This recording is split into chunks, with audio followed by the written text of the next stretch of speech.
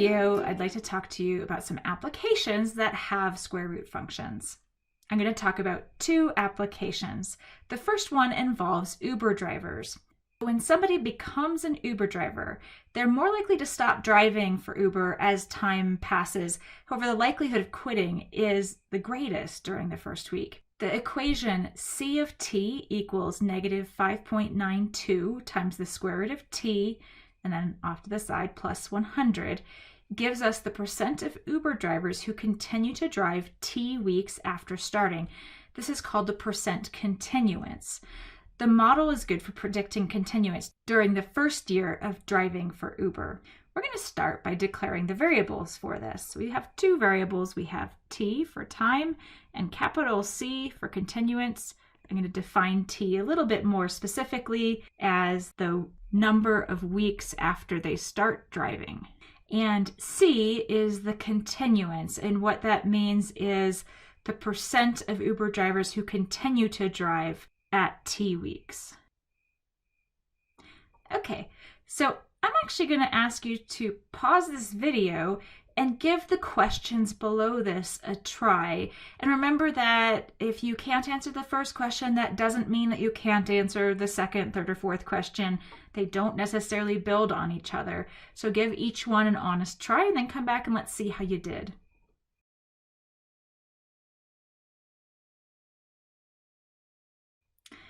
Okay, the first question is, what is the endpoint of C of t and what does it mean? So probably you went over to Desmos and took a look at this square root function. It's decreasing and its endpoint looks like it's also the y-intercept. It's 0, 100. Let's write down the endpoint, 0, 100. And now let's think about what that means. Well, 0 is the time, so no time has passed. It's still the day they start driving, essentially. And so on the day people start driving, their continuance is 100%. In other words, 100% of them are still driving. Next question, in what week do only 80% of drivers who signed up remain as Uber drivers? Well, now I'm asking, when is C of t equal to 80? So let's go back to our graph. And let's just add a graph of y equals 80. And now we can see a horizontal line cutting through our square root function, and the intersection point between that line at y equals 80 and the square root function for C of t is the point 11.413, 80. 11.4 weeks after starting, 80% of the Uber drivers remain. Okay, next question. What is the domain for C of t? Well, this is a real-world application, so you do need to think about the implications of the real world on this one. Don't just look at the graph. And there was a little key point in here that said the model was good for predicting continuance during the first year of driving for Uber. So we only want to do the first year. Well, t is counted in weeks, so that would be 52 weeks. So the domain for C of t is actually going to be from left bracket 0 to 52 with a right bracket. We don't want to go past 1 year because the model isn't good for that. How about the range for C of t? Well, the highest percent we could have would be 100%. We can't have more than 100% of first day drivers still driving for Uber, right? So the highest we can have is 100%. And if we were to just look at this model, we only really can go to the 52nd week. So let me just add a vertical line at x equals 52. And let me see what value we have for the range. So the lowest range value we're going to have in this model is 57.31. Now when we write the range, we're going to go from least to greatest. So 57.31 to 100. Left bracket 57.31, 100. And just remember that the range is giving us the values of C and the domain is giving us the values of t. So if you'd like, you can put C colon and T colon in front of those. Finally, what percent of Uber drivers are still driving 1 year after signing up? Well, we actually just found that, right? So we found the point 52 comma 57.31, and that was the value at exactly 1 year. 57.31% of Uber drivers are still driving 1 year after signing up. I've got another one for you. Let me read it to you first.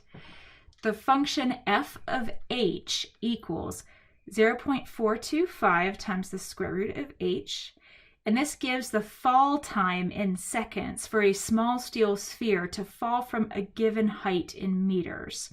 Capital F stands for fall time, and h stands for the given height in meters. Let's just write down that declaration first. All right, now I want you to try answering these two questions. So pause this video and give that a try.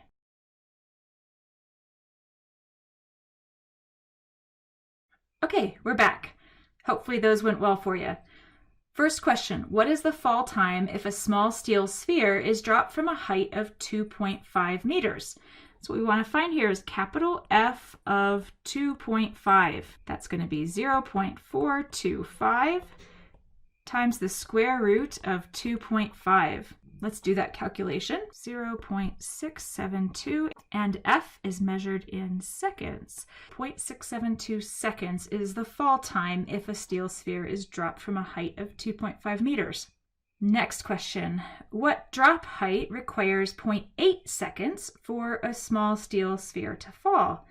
Well, now we're really looking at when is F equal to 0.8? When is the fall time 0.8? Let's graph this function and then look for where that happens. The graph is an increasing square root function. Its endpoint is at 0, 0, and it's a slow sloping curve up. Just to give you another point on this graph, we've also got 10, 1.344, just to give you a sense of height. Now we're looking for where this is equal to 0.8. So let's just graph y equals 0.8. Now we have a horizontal line that cuts through our square root function at the point 3.543, 0.8.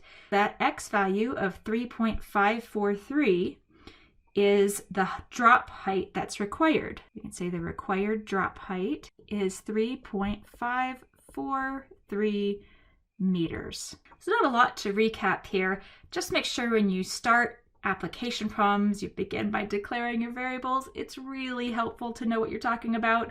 And then don't be afraid of the multiple questions. If you can't get one of them, just go on, come back to it later and see if you can't work it out.